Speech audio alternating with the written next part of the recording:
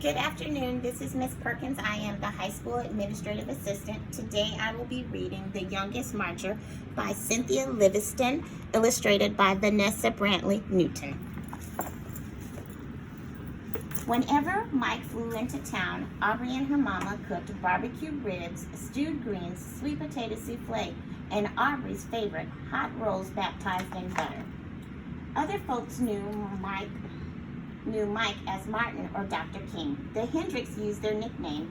They did the same with other ministers too, like Fred Shuttlesworth and Jim Bevel. After Mike blessed the feast, Mama expected Audrey to keep still during supper. But when grown-ups talked about wiping out the segregation laws that kept black and white people apart in Birmingham, she just had to speak up. Audrey intended to go places and do things like anybody else.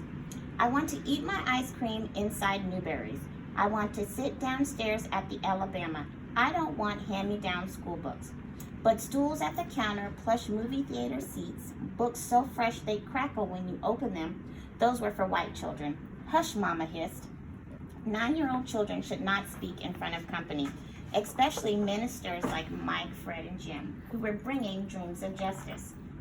Audrey knew all about segregation. She knew to pay the driver at the front of the bus, then step off and walk around the back door. Drink from the fountain with dirty bowl and warm water.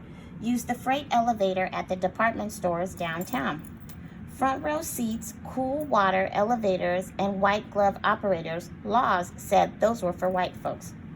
Every Monday night, Audrey and her mama and daddy and her aunts, uncles, and cousins joined neighbors and friends at Fred's church for worship, fellowship, and testimony. She sang and swayed along with the movement choir. Her voice spirited and spiritual. Black and white together, we shall overcome. For once, she didn't have to keep still. Then came testimonies. White Star owners won't hire me. Ku Kluxers chased me. Police called me names. The hateful stories made Audrey squirm. She tried to tell her mama, that's not right. Shh.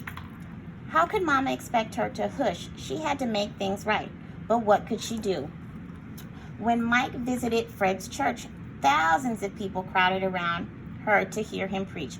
In a voice as taut as steel cables, as smooth as glass, he intoned, segregation is normally wrong and sinful. That's true. Fired up, Audrey sat taller. And a just law is no law at all, he proclaimed. Audrey had listened to Mike explain his plan at the supper table and knew what he meant. If a law is unjust, disobey it. Sit down inside Newberry's. Picket those white stores. March to protest those unfair laws. Why even marching was against the law. Then get arrested. Fill the jails, Mike exclaimed. Fill Birmingham jails so full that policemen can't squeeze in one person. Pack cells so tight that police will have to quit arresting people for demanding their rights. Audrey just knew Mike's plan would work. She twisted in her pew to see which grown-ups would walk down the aisle and volunteer for jail. But they mostly stayed put, eyes staring at their feet, hands on their knees. Feet, hands, and knees did not move. Fill the jails, Mike pleaded, meeting after meeting. But heads shook all around her. Audrey heard, no, best not break those segregation laws. Boss will fire me, landlord will evict me, and the police will beat me. If nobody protested, Mike's plan would fail. Police would keep arresting anyone, anytime, for anything, forever. Audrey would never be able to go places and do things like everybody else. One night, Jim announced a new idea. If grown-ups won't do it, fill the jails with children. Audrey leaped to her feet. I want to go to jail, she declared. Mama looked down and saw that Audrey's eyes begged, please. Okay, Mama said. Audrey strutted down the aisle. She was going to jail. 2 mornings later, she put on a fresh pressed pinafore and shiny Mary Janes with turned-down socks. Protesters got to look nice. In the meantime, her daddy brought her a game to help her pass the time in jail. Her mama and daddy took her by Center Street Elementary to tell her teacher she'd be absent, maybe for about a week. Miss Willis wrapped her arms around her. Audrey knew she was proud. She said goodbye to her grandparents. You'll be fine, her grandmother said. She knew Audrey would be brave. So did Audrey. Then her mom and daddy drove her to the 16th Street Baptist Church where the children were gathering. Even before she reached the door, Audrey heard loud voices chanting freedom songs. Inside, hundreds of big kids called out to friends and crowded around signs for their high schools, Parker and Carver. Her head swiveled. Where were the signs from Center Street Elementary? She was the only protester from her school, the youngest child in the whole church. She knew no one. Audrey huddled by her parents in the basement. But when Jim lined her up by the others, 2 by 2, the door swung open. Audrey straightened up. She was going to break the law and go to jail to help make things right. Clutching a protest sign in one hand and her game in the other, Audrey marched out the door. She stomped and sang, "Ain't gonna let nobody turn me round, turn me round, turn me round."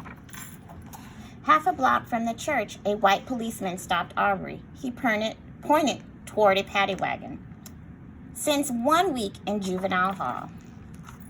A matron locked Audrey into a day room with 24 other girls, all older, all bigger, all strangers. Audrey sat down alone and slipped the cover off her game.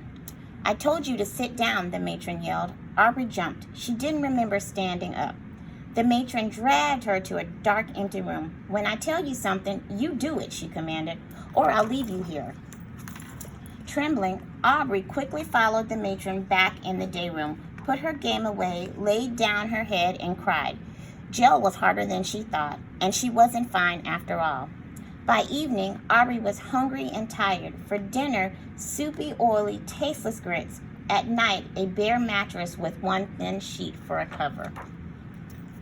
Audrey and her cellmates were led outdoors into an empty concrete pen surrounded by high prison walls. The older girls talked together. Audrey wondered what her classmates were doing. Miss Willis would be keeping them busy. On another day, Audrey was sent to a huge room and told to sit in a chair that was so high her feet dangled above the floor. 4 white men glared at her. She never talked to a white man before. "Are you against America?" one demanded to know. "No, sir," she answered politely.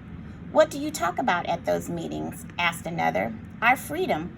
Why did you march? To go places and do things like anybody else. What's wrong with that?" Every mealtime, Audrey stared at greasy grits. She could barely spoon them into her mouth, let alone swallow them.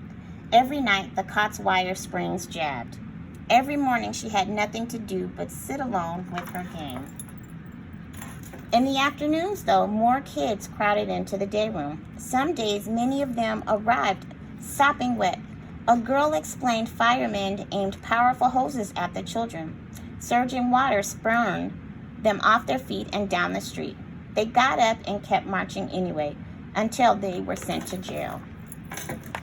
Audrey's 5th day in detention, the police couldn't squeeze in one more person.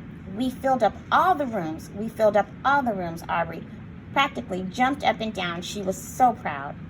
Watching television in the day room, she saw black people stroll straight into stores and restaurants like they belonged there. No one else could be sent to jail. Everything had changed. After 7 days, Audrey went home. Her mom and daddy wrapped their arms tight around her, washed the jail off her, and for dinner, hot rolls baptized in butter. 2 months later, the city of Birmingham wiped segregation laws clean off the books. Audrey licked her spoon clean at Newberry's counter like everybody else. Black and white together like we belong. The end.